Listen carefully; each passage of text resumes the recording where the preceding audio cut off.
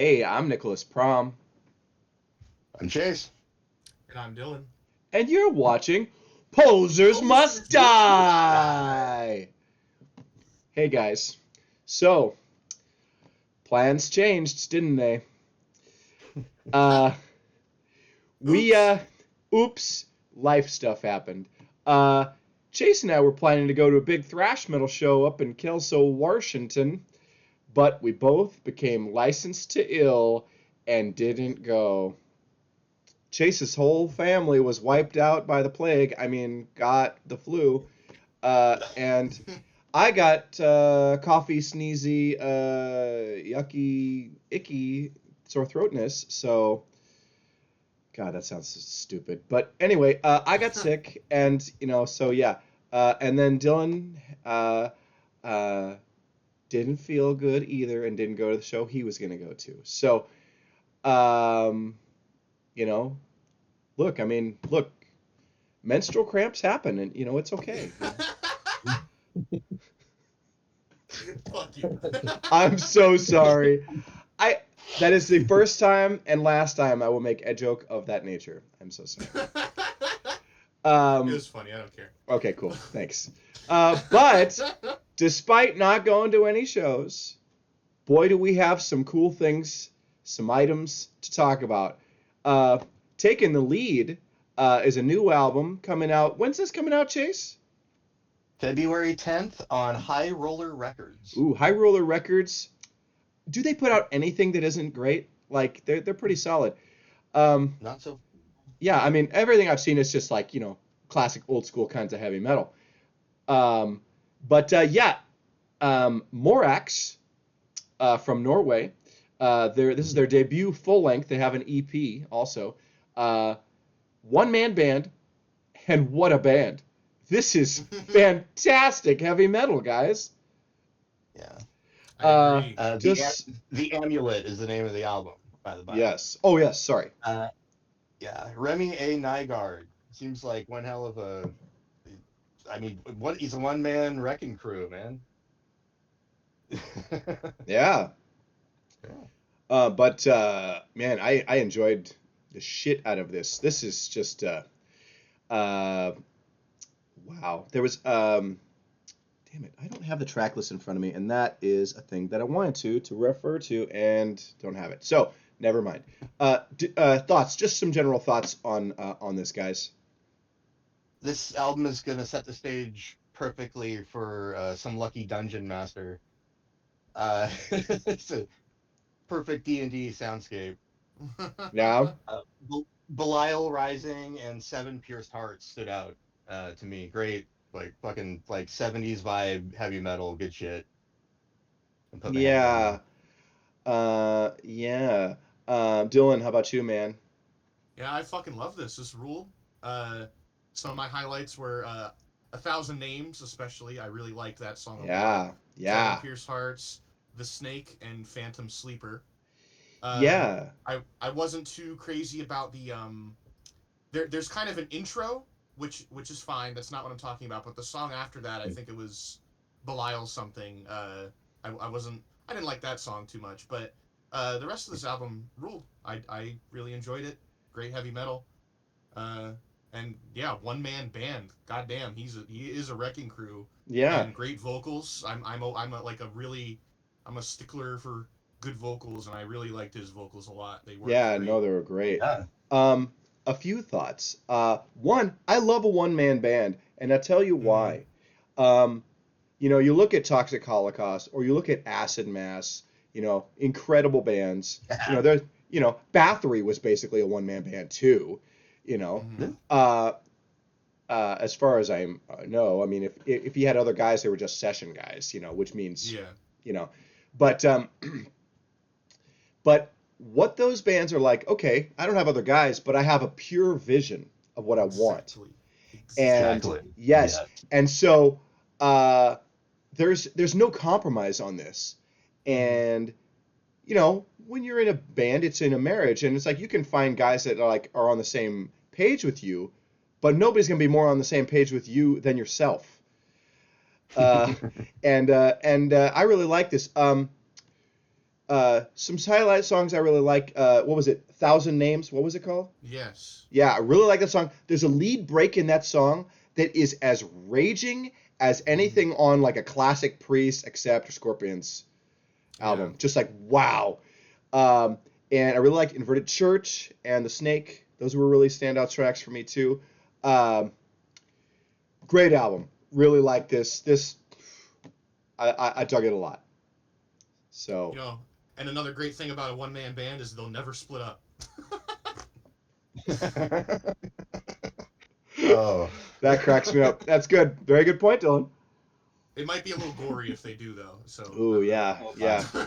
Oh boy. Okay. So, are we good on this? This is a really great record, man. I haven't had a chance to go check out the EP, but I want to, and I'm going to real soon. But yeah, MORAX, great band. Norway, hey, they can do traditional metal too. Uh, but yeah, so the next thing we've got, I am just like, man, I'm all discombobulated from having been sick. Our next segment, Chase's classic album. Boy, there we are. What did we pick? There we go. What do you got for us, Chase? Little VIO-LENCE, Eternal Nightmare, released June 27th, 1988 on Mechanic Record. This is this is one of those albums where I saw I saw a T-shirt and I saw patches out the ass, but I never actually listened to the album until like I don't know about 10 years ago. And yeah, it was a punch to the jaw. Because very influential. You hear all sorts of little breaks from this song, and like the intro. What do I have here? There's that riff in the I believe it's Eternal Nightmare, where it's hazardous mutation. They reused it in municipal waste. Oh, cool. Yeah, no, it was like heavy. I was like, oh yeah, no, that's a homage. Big Yeah. time. Yeah, and that makes sense. I mean, VIO-LENCE are on a little more crossover-ish side of thrash. You know, there's bands like VIO-LENCE and VARUKERS. They're like they kind of really walk this line between like just being like straight ahead thrash metal and the crossover side with having stronger ties to the hardcore scene. And it's interesting.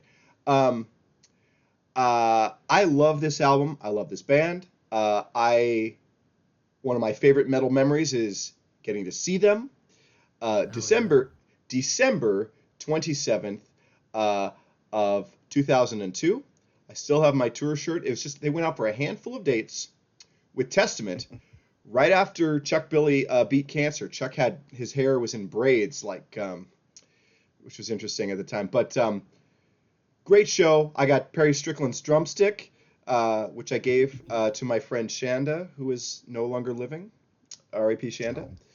But I love this record. I love this band.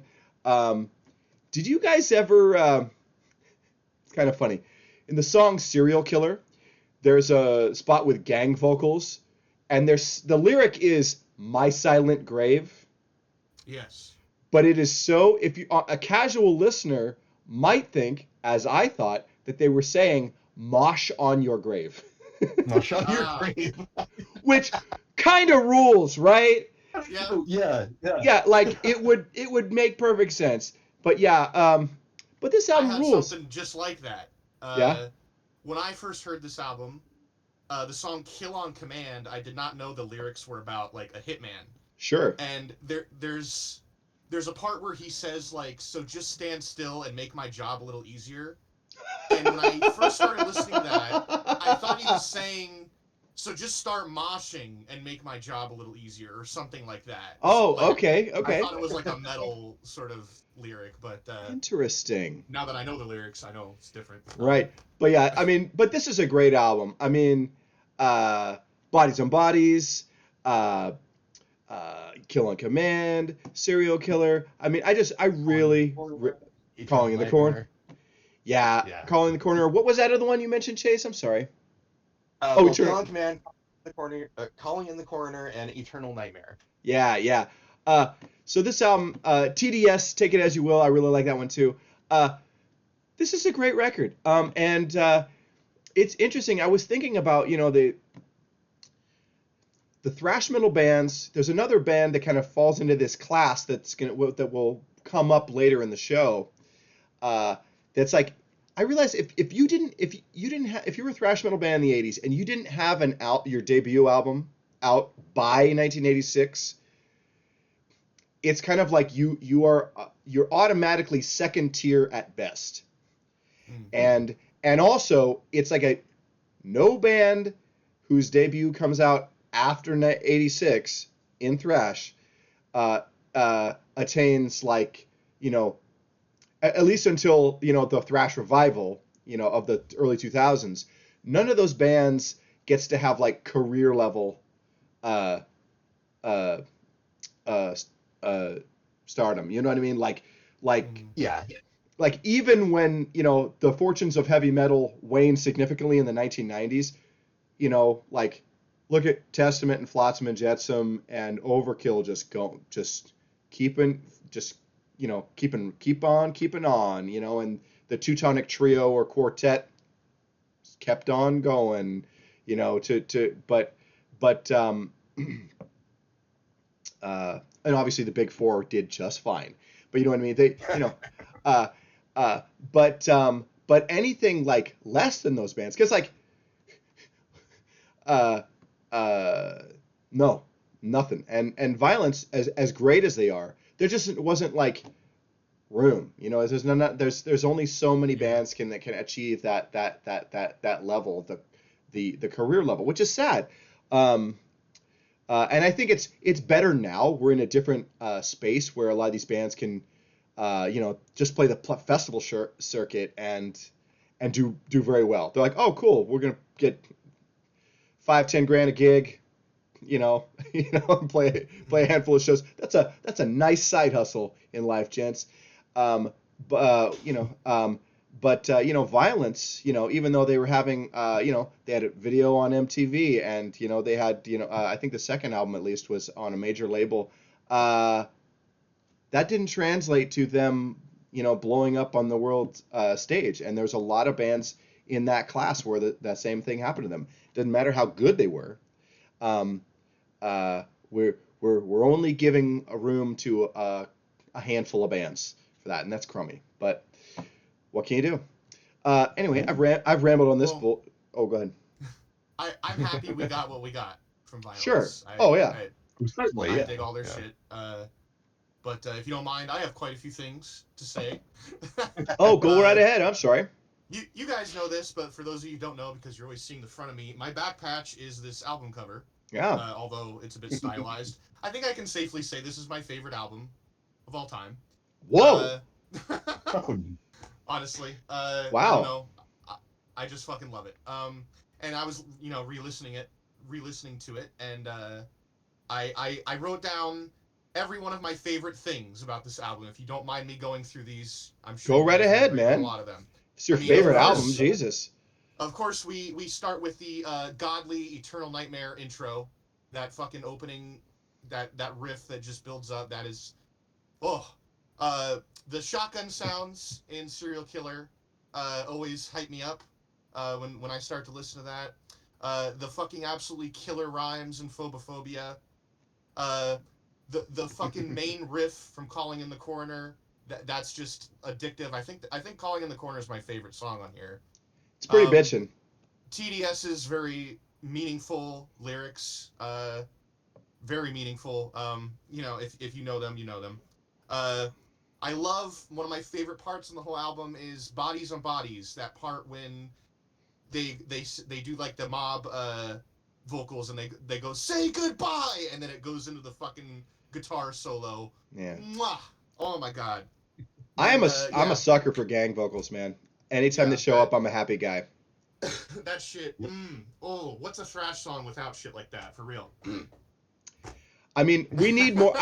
Honestly, I want more stuff with gang vocals. This is something I see a lot on old thrash albums. I don't hear it much on new ones. Like, bring it back. Bring back gang vocals, man. Yeah. It's killer. Um, but Yeah. yeah, this is a great record, man. If this is your very favorite album, that's amazing. But I mean, that's awesome. I love this record.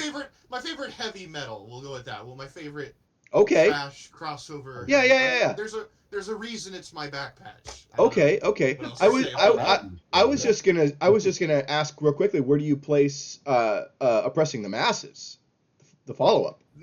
I do like that one a lot. There's some really good fucking songs on there. Yeah, Personal favorite of mine, Subterfuge. yeah, so good.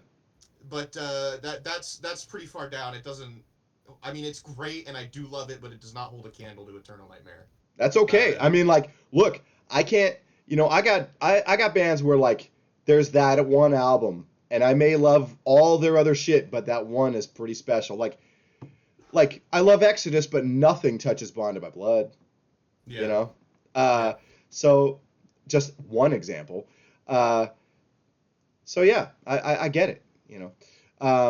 Cool. Well, are we pretty good on this one? Are we ready to move on?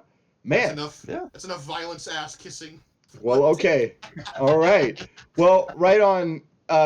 This is a great album. It should be celebrated for real. So yeah, why don't we move on to Dylan's Demolition? Yeah, well, we reviewed an album called The Amulet, and I have chosen Amulet, the band. Their 2011 demo, Cut the Crap. These guys are from the UK. Yeah. And this is total Angel Witch, Diamond Head worship. Fucking, I mean, go ahead, you guys. Oh my God. Total new wave of British heavy metal worship, like especially the spookier new wave of British heavy metal bands. Like, yes, Angel Witch, and I hear a little Diamond Head, but I'm like, but Witchfinder General and Cloven Hoof and Pagan Altar are very like present there, especially Witchfinder General for me. But it was like them, but like let's kick the tempo up a notch, so a little faster. You know what I mean? Mm-hmm. But kind of like Angel Witch. But man, this ruled. I love this, and I'm so proud of you for picking something kind of so doomy. You think this is doomy, really? Yeah, I really think these riffs are doomy. Yeah. Oh yeah. Yeah. This was a great companion to MORAX. I thought that I ended up listening going back to back. I was like, oh, this is actually again pretty much the same thoughts. I was like, this would just be a great extended session for D&D. A nice good playlist for that. Yeah. But yeah, it's been Angel Witch and whatnot. But I went to there's a more recent band, Magister Templi from Norway. They like Manila Road and Angel Witch. Oh my God. Like well, yeah, good shit. Yeah, I need to hear that band now. But yeah, this is awesome, and yeah, some similar vibes to MORAX, but again, this was not as much fast stuff. Although but I like this a lot. I mean, like this really kicks ass. This is totally rules. I knew you would like. You knew correctly. This is really dope, dude. And they have a couple of albums which I now want to go listen to. Yeah. This is a cool band. I'm so glad that you dug this up, because I'm like, there's just something else I really want to dig into. This is a great band. Yeah. And just as a little after note here, I've had this demo like in the back of my head for many years now. I think I first heard this. Oh. It came in 2011. I think I first heard it in like 2015 maybe, or 2016. Okay. And I was digging through like my old ass playlists from when I was a teenager on YouTube the other day, and I found this and I go, "Ooh, Amulet! Ooh, and it's a demo!" Oh, and I fucking totally forgot how fucking great this is. I love that. This one, like I've listened to their full length albums, and they're pretty good. But I really like this. This just has a certain charm to it. Okay. It's just it works for me. I don't know. But their other stuff is good too. I do highly recommend checking out everything else they've done. Nice. Well, I'll still be checking those records out, because I'm like, I like this a lot. So right on. Chase, do you have any other stuff on this one, man? No, that fucking ruled. No. Yeah. All right, 420 out of Right on. 69. This is great. Okay, Fuck yeah. cool. So let's see. Chase's classic album, Dylan's Demolition. Oh, I guess it's time for Hardcore Hall of Fame. Yes, sir. Okay, and so I chose. Um, um, Forgive me, I'm not 100% sure on the pronunciation of this band's name. I've always said the VARUKERS, but it could be VARUKERS or VARUKERS.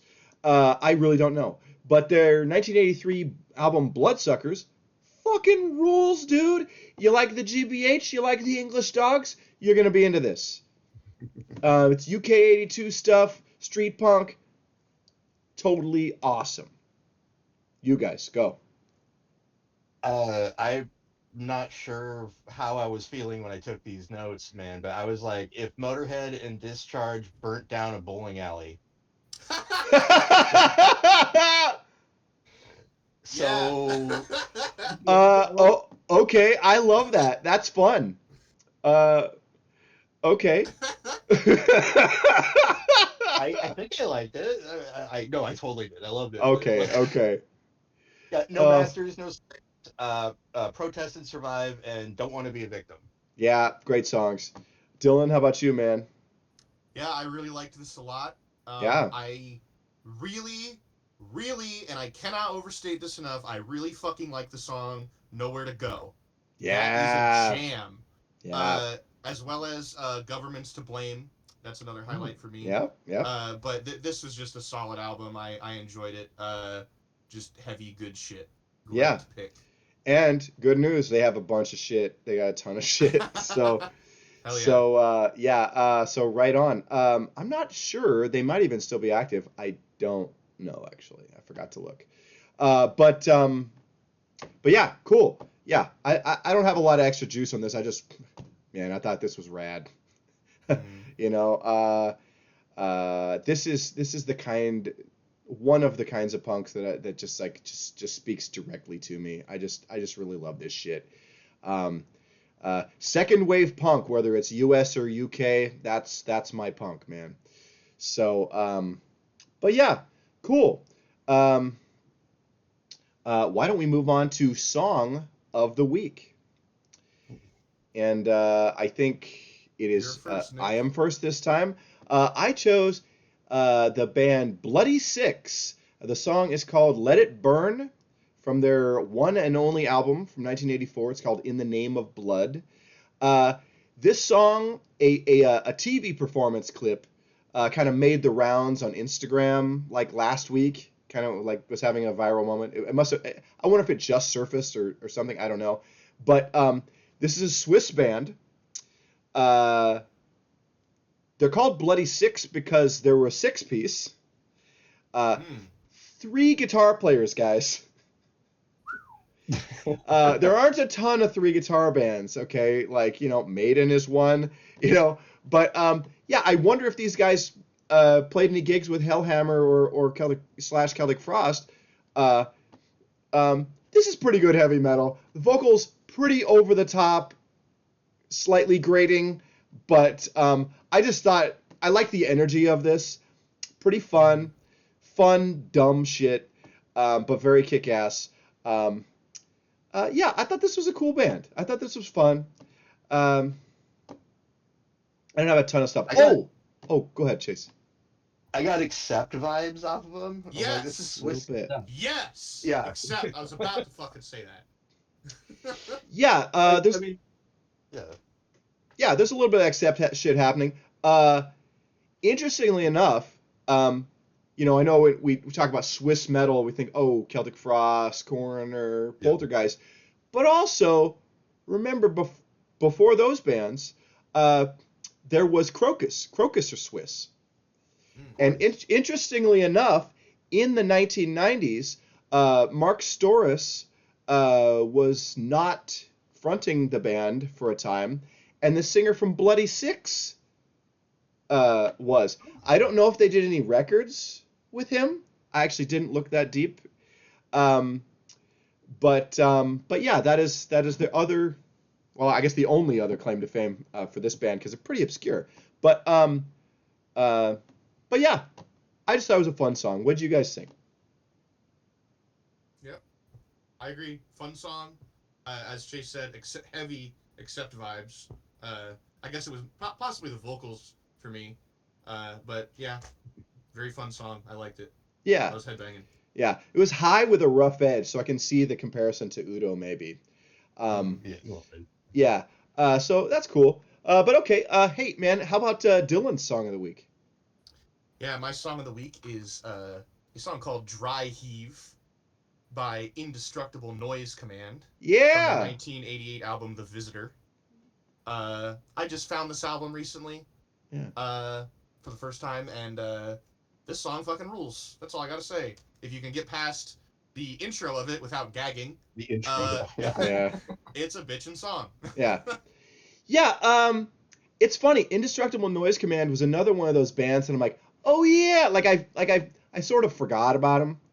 There are bands, and I'm like, oh yeah, like uh, Blood Feast and EXE also fall into this category of like, this is really good, but I always forget about them. Ooh, Blood Feast. Ooh. Yeah, yeah, yeah. But Indestructible Noise Command, I talked earlier about Violence being like part of that class of like put out a couple of really great albums and then kind of like fell off because there's just not room, for these bands to like, uh, or infrastructure really in the scene for these bands to like get bigger. Um, but interestingly enough, and I like this song. I like this album. I like their other album from the previous one from this period.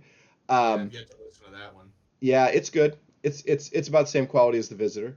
Uh, Interestingly enough, they broke up in 1990, got back together in 2010, and have released an EP and 3 full-length albums since. They are Yeah. they are active today.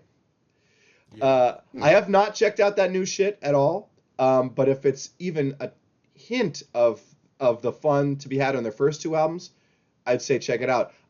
Yeah, Dry Heave is a cool song, pretty raging. You could call it generic thrash, but you know what? I'll take a generic thrash album. I'll take it. I'll take it, man. I enjoy this shit. I got like, I mean, I guess it's just me, but like, thrash is clearly, just. I wouldn't call it like standard by any means. I got like elements of like, where are they from? Are they West Coast, East Coast? Anybody know? They're a New York band. They're like a New York or Yeah. Connecticut band. Yeah, I forgot to write that down. I was like, it's like thrash, but like Madball or Seizure Crypt, but like good. Ooh, You know, interesting. with like more thrashy elements to it instead of like a standard. Well, I guess New York hardcore is what I was hearing. Sure, Clearly, sure. just Interesting that elements you of it, not. interesting that you were picking up on that, but it makes sense that New York hardcore would influence West Coast thrash.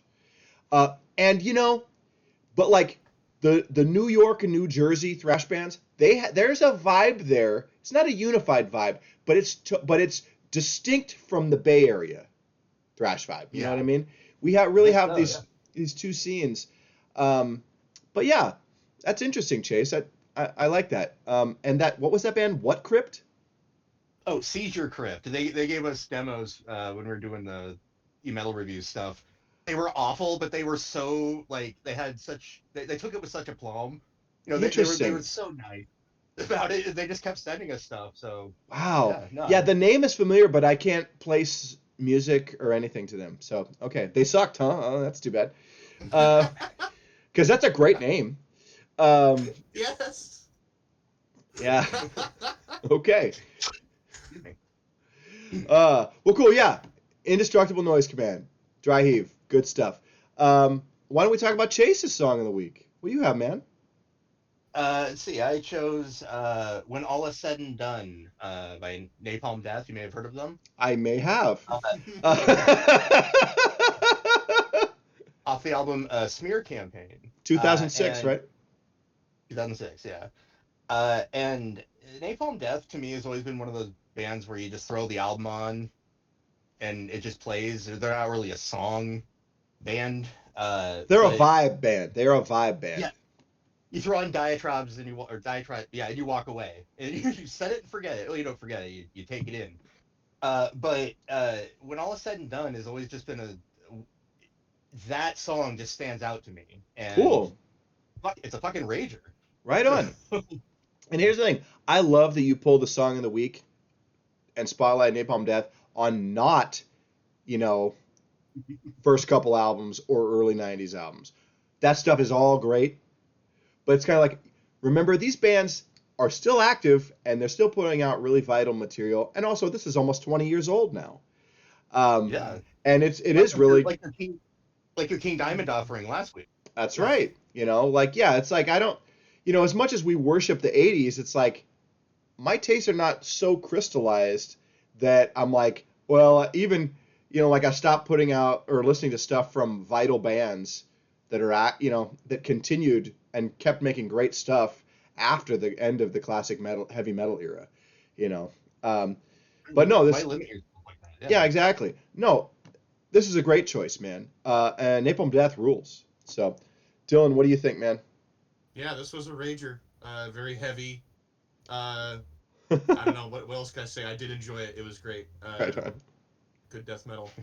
Um, you said 2006, and in my head I was like, oh, what was that? Yesterday? And then you say, oh, it was almost 20 years old. I'm like, oh, 19 years ago. Yeah. Jeez. oh.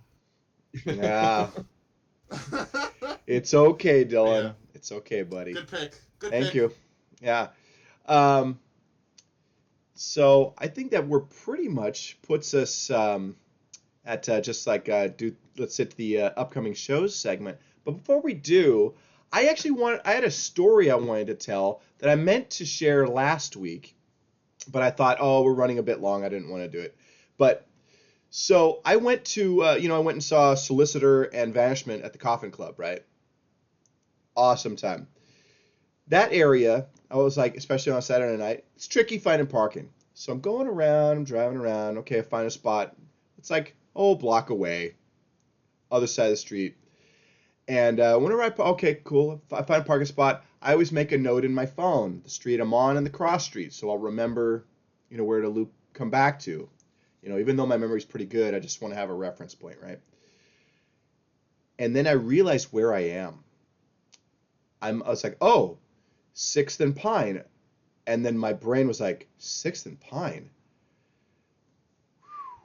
Take me back to the big beginning, guys. 6th and Pine was a very special location for me. In high school and, and immediately, afterward, I went to some shows, usually the big stuff. But your choices are limited until when you're not 21, right? Yeah. And 6th and Pine was very special and important for me, and really marked the point of where I really entered the metal scene. I'm going to talk about two venues that were right there. Okay, one of which was the Pine Street Theater, which in the 80s was like, that was the spot where all the like underground metal and punk shows happened. That was the place.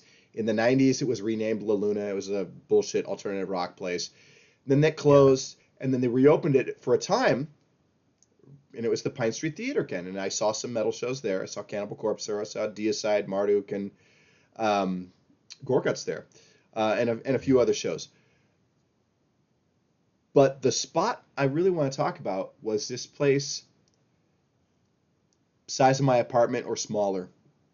It was right along there. It was called the Meow Meow, and they were putting on these all ages death metal shows, and these shows would start when it was still light out, so they're like matinee shows too. And this was, these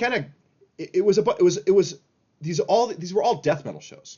So I kind of got in. I was kind of into death metal, and I got like bigger into it, like out of necessity. I'm like, okay, these are the metal shows I can go to, so I guess we're doing death metal now. And I genuinely dug it, but like, I just kind of went into that space. So there was no like disingenuousness there, but like getting to see Grave and Vader and Immolation, Origin, Hate Eternal, Mortician, Arch Enemy, right as they were like blowing up, in a tiny place that had no stage. They're playing on the show on the floor. Like I level with the band with the audience, and we're talking like it's barely bigger than a garage. Wow. And that room got hot, let me tell you. But the Meow Meow was a very, very special place. And so like I had this, you know, realizing that I had come up on that spot, you know, where I parked for that show, I just got hit with nostalgia and just like going to walk up to that door. I mean, of course, it's a place is different now and things are changed, but it's just like, man, full circle. This is where it really began for me, and it was cool. It was a feeling. It was hard to describe, but it was warm. I didn't feel old. It just made me feel like, yep, this is good. This is good. And I liked it a lot. I wouldn't trade the memories of going to that spot in particular for anything, man. It's great. So that was a place where I really started going to a lot of metal shows. Was 6th and Pine. So, hey, thanks for sharing that, man. That was good story. That's good. Thank you. I get pretty rambly on these stories, but you know that was just a story about feelings, you know. But no, that's important, man. Yeah, but it was that location really meant a lot to me. It still does. Like, you know, it's crazy. Even though, you know, there hasn't been shows there in like 20 years. Yeah. Or longer, more than that. But speaking of shows, let's talk about some upcoming ones. Nice segue. Yeah, I'm pretty good at that. I've had some practice. So yeah, up this coming Thursday, February 6th, Pentagram, classic doom metalers, will be playing at Dante's with support from Tigers on Opium, psychedelic rock band. Unfortunately, Stainless, our local heavy metal group, were supporting, but they had to drop off for some reason. That sucks for them, but such is life. But do go if you can and you wanna go see the Pentagram. You know, Bobby Liebling is not going to be around for much longer. It's amazing that guy's still alive. If you can swing it, do it. I probably have to work the next day early, so I don't think it's in the cards this time, but we'll see. Couple weeks later, over at the ye old Roseland, Polish death metalers, Decapitated, classic death metalers, Incantation, Darkest Hour, metalcore dudes, Tech Death Thrash Man's Ex Mortis, Big Old Bill of Cool Shits, coming your way at the Roseland, February 25th or 6th. So I can't read that type. I think it's the 25th.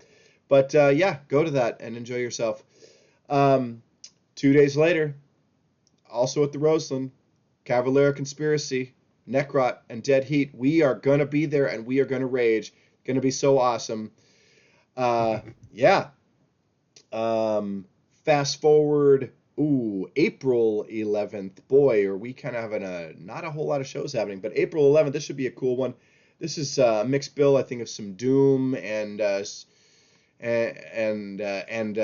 traditional metal. We got Early Moods, Magic Potion, and Seductor. Seductor has Ryan C. Brown from Headless Pez and Full Metal Jackson, and Green Jelly is in that band. Also Danny from Diabolic Oath on drums. But yeah, that should be a cool time at the Twilight for those who goes. And of course, April 29th at the Roseland. Oh boy, Obituary will be there, celebrating 35 years of Cause of Death. Maybe their best album. Definitely in the running. Great band with a whole lot of support from Nails, Terror, Spirit World, and Pest Control. I'm not sure. Pest Control might be thrash. Terror, I know, are hardcore. I know for a fact I can't go to this. It is on a Tuesday, and my new job, I can't take a day off until I've worked 91 days for them, so that's not in the cards for me this time. But people who don't have that problem should definitely attend this. It's going to be a rager. And one more show to talk about, to mention for now, at Revolution Hall, June 3rd, Napalm Death with the Melvins and the Hard-Ons. Damn. Yeah, the Australian classic punk band, the Hard-Ons. Don't miss that. I really want to try and make it to this. Napalm Death rules. Melvins are great. And yeah, get a chance to see a little bonus, see the Hard-Ons. That's cool. Rev Hall is an amazing venue to see bands. I've seen a couple of shows there. Neither of them were metal, but it sounds great in that room, and it's dope, son. So go to this. Have a good time. Do metal stuff. So yeah, that's all I got, man. But hey, Chase, why don't you hit us with the sign off, baby? All right. Thanks for watching. Remember to like, comment, subscribe, and please let me die in solitude. Ooh. Aw. Hope you're feeling better, Chase. And thanks everybody for watching. Have a good night.